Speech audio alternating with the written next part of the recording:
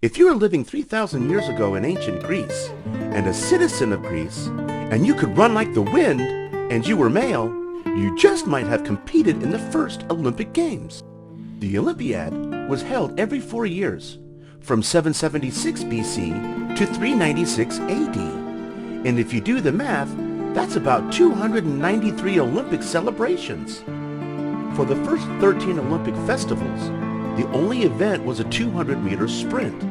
And then over the years, other races and other events were added.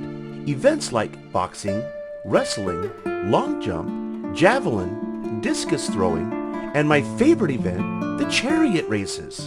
And in case you were wondering, javelin catching is not an Olympic sport. The pentathlon was an event that included 5 events. A combination of long jump, discus throw, javelin throw, a foot race, and wrestling. Boxing and wrestling became events, and there was no winner until someone cried, "Uncle!" Winners were heroes and didn't win medals, but were awarded a wreath of olive leaves. Married rich women ate free meals, went to all the cool parties, and had the best seats to all the cool plays. The ancient Olympic Games were held in Olympia, Greece, which is where Mount Olympus is, and where the gods of Greek mythology were believed to reside. The games were held in honor of Zeus, the mythical king of the gods. The first Olympic marathon was a modern event and was not run anciently, but it was inspired by an event in Greek history. In 490 BC, Pheidippides was a day runner and messenger, and he ran from Athens to Sparta and then on to the battlefield near the town of Marathon, Greece. So that's where the race called marathon comes from. Then back to the city of Athens to announce the defeat of the Persians. In 2 days, he ran about 150 miles. Pheidippides does all this running, returns to Athens, and he delivered the message, victory. And with that, Pheidippides killed over dead. Yeah, he probably should have trained better. The Olympics continued to be celebrated every 4 years, and even after Rome conquered Greece in 146 BC and asserted control of the entire region, the Olympics was still the place to test toughness, endurance, and strength until 396 AD, when the Roman Emperor Theodosius spoiled all the fun and declared that the Olympics would no longer be celebrated. They would be halted and stopped forever.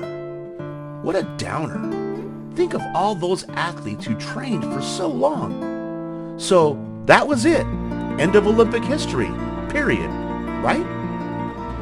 Nope. It was about 1,500 years later when it was proposed by a Frenchman that the Olympic Games begin again to foster world peace and friendly competition.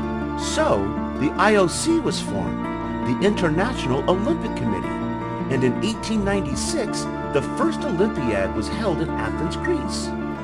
241 male athletes from 14 nations competed in events like swimming, tennis, cycling, shooting, gymnastics, and fencing. And the first marathon was run through Marathon, Greece. Since then, the Olympic Games have been held in countries all over the world, and new events are being added all the time. Competitors include men and women. Finally! The relay of the Olympic torch begins with the lighting of the flame in Olympia, Greece.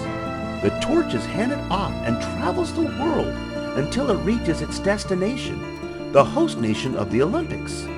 Some very cool tricks are used for lighting the Olympic cauldron. The rings of the Olympic symbol represent the 5 continents: blue for Europe, black for Africa, red for the Americas, yellow for Asia, and green for Australia. Gold, silver, and bronze medals are awarded to the top competitors in each event.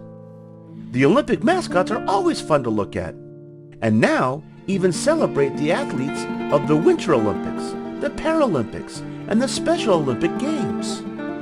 Fabulous! If you could compete in an Olympic event, what would it be? Weightlifting? Wrestling? Table tennis?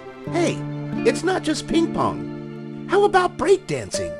The Olympic Games are an achievement of what the world can do together to foster peace through sport. there are winners and losers, but we celebrate all the competitors. So, what are you waiting for? Start training!